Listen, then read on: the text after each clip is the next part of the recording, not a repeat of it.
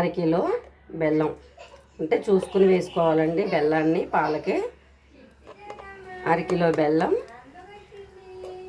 నేనైతే 2 స్పూన్లు పంచదార కూడా వేస్తాను. అరకిలో బెల్లం,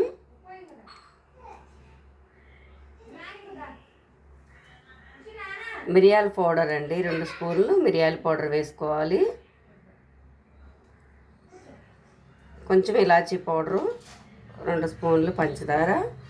ఇలాంటి కొలతలతో వేసుకుని అప్పుడు మనం ఇంకా స్వీట్ ఎక్కువ తినేవాళ్ళు, తీపిగా తినాలనుకున్న వాళ్ళకి కొంచెం బెల్లం చూసుకుని కలుపుకోవాలండి.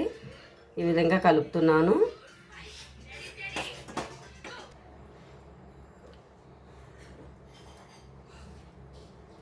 ఇలా మొత్తం కలిపి వడబోయాలండి. మొత్తం కలిపిన తర్వాత ఇందులో పాలు, బెల్లం, ఇలాచీ పౌడర్, మిరియాల పౌడర్ అన్నీ కలిపి తయారైందండి. ఇది జున్ను పాలు. జున్నుకి అయితే ప్రిపరేషన్ అయింది. వడబోసాను అంటే నేనైతే ముందుగా వడబోసి పైన కొంచెం మళ్ళీ మిరియాల పౌడర్ వేస్తాను అన్నమాట.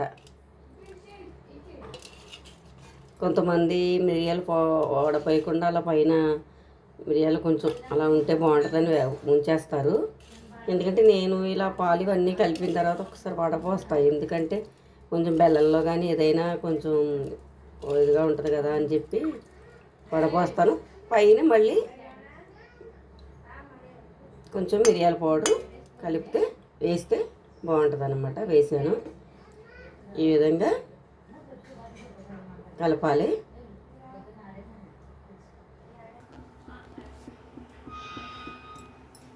తర్వాత కుక్కర్లో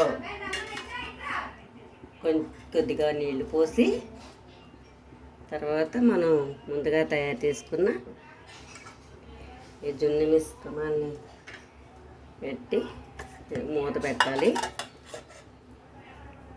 మూత పెట్టిన తర్వాత మనకి కుక్కర్లో అయితే 3 విజిల్లు వరకు అయితే జున్ను తయారైపోతుంది. జున్ను ఎలా తయారైందో మనం తయారైన తర్వాత చూద్దాము. ఇదిగోండి జున్ను ఉడికిపోయింది. ఉడికిందో లేదో మనకి తెలియాలి అంటే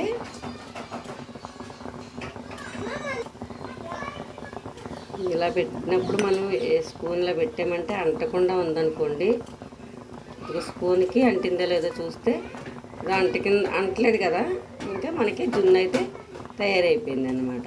ఈ విధంగా ఈజీగా జున్ను అయితే తయారు చేయొచ్చండి. నాకైతే చాలా ఇష్టం ఈ జున్ను అయితే. బట్టికి అందరూ చాలామంది చాలా ఇష్టంగా తింటారు. చాలా పోషకాలు ఉంటాయి అన్నమాట జున్నులో. ఈ జున్ను ఇష్టమైన వాళ్ళు ఈ వీడియో నచ్చితే లైక్ చేయండి, షేర్ చేయండి, కామెంట్ చేయండి. All of you. Thank you.